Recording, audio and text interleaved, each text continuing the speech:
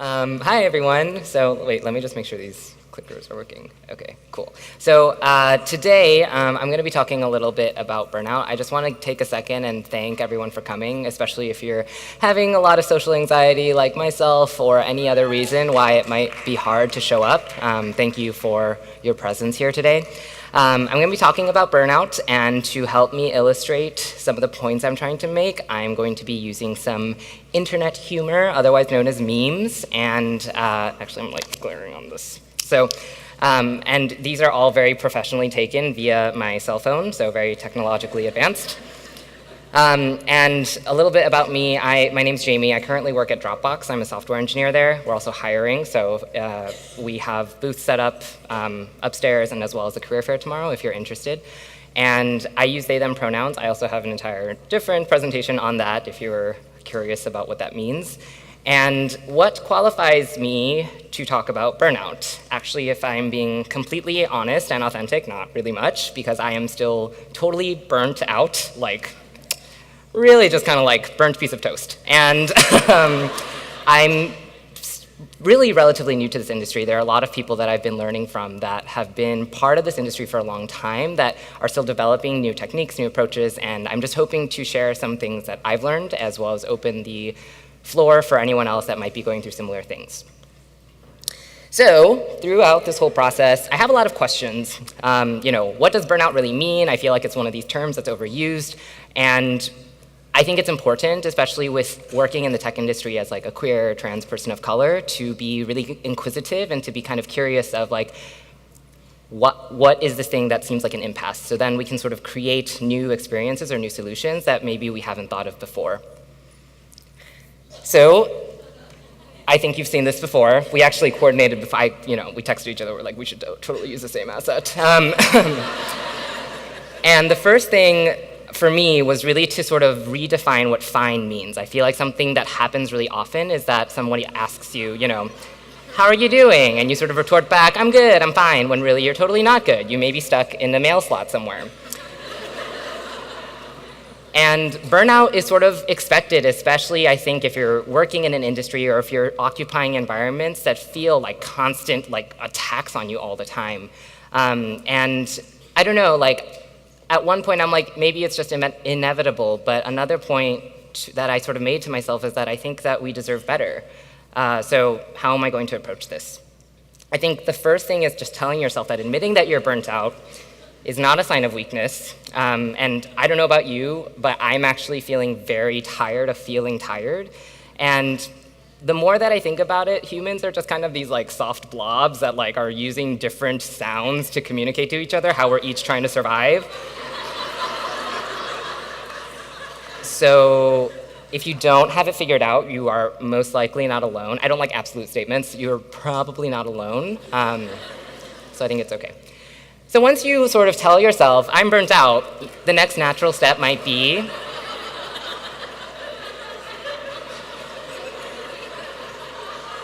this is a self-portrait of me. The next step might be to tell yourself, like, okay, I am totally I need some rest. And for me, admittedly, I actually haven't been sleeping very well lately, and so for me, that means like finding rest in different areas. To me, rest looks a lot different because maybe I don't have access to like sleep all of the time, and so really making space for yourself. So if you're taking vacation, if you're having a sick day, commit to that. I'm notorious for actually continuing to work while I'm taking vacation or being sick because I've been conditioned to think that if I'm not overperforming, then I'm going to be fired. I don't know if anyone else feels that way. And knowing that recovery, similar to any form of healing, is not a linear progress. It can sort of halt and go at different times, so just be gentle on yourself. Sometimes rest looks like meditation. Other times it looks like shooting zombies in House of Dead 2. I don't know what you like to do, but The last step is to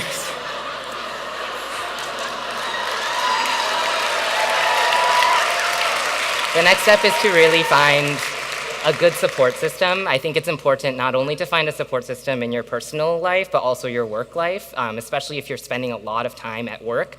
And sometimes it's not the people that you would expect. I think the common theme that I like to sort of evaluate how I might feel around someone is this feeling of like, whether they'll bring me snacks that I enjoy, And also this feeling of weightlessness. I think it's kind of really great, like if I don't have to explain what my pronouns mean or what they are, and it's really great if I don't have to explain that I like talking about the nuances and complexities of the world, and I don't have to explain that like I'm probably going to fuck up a lot.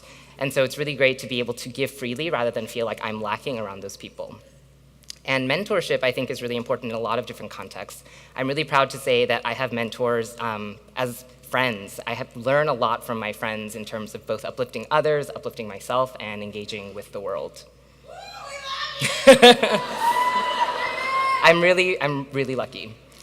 The next step, I'm almost done, sorry. I want to make room for laughter, so, because we need that right now. The fourth step is to really unplug, just making sure that like you're finding time to disengage when you really need to, because I think there's so much shit that's happening lately where it's like, this absolutely does not make sense, and it just feels paralyzing. So I'm really trying to reconcile what is cowardice versus what is feeling safe. Especially with the news cycle, I think that it's okay to disengage when you need to.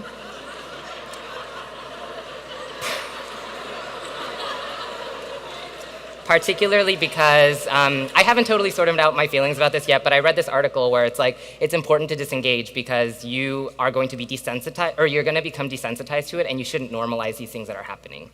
The next thing is, sorry, Ace is looking at me, so I'm like trying to like, stop laughing so much. On social media, try not to compare yourself to others, and especially like if you're going to be engaging in conversations with people, if someone is asking you for your opinion about something, like honestly, just like reply with your consulting rates about 2017, because I'm here for like no more uncompensated labor.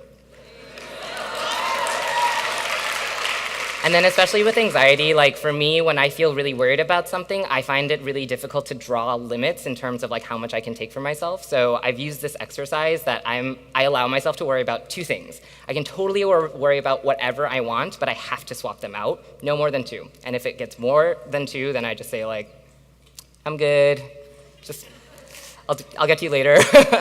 So it's, you know, it feels a little bit more manageable.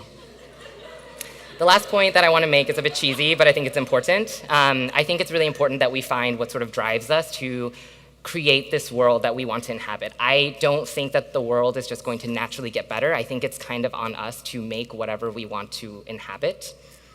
And so thus, I think it's really important that you find things that you really want to believe in. I think like when I first moved to the Bay Area, I heard somewhere,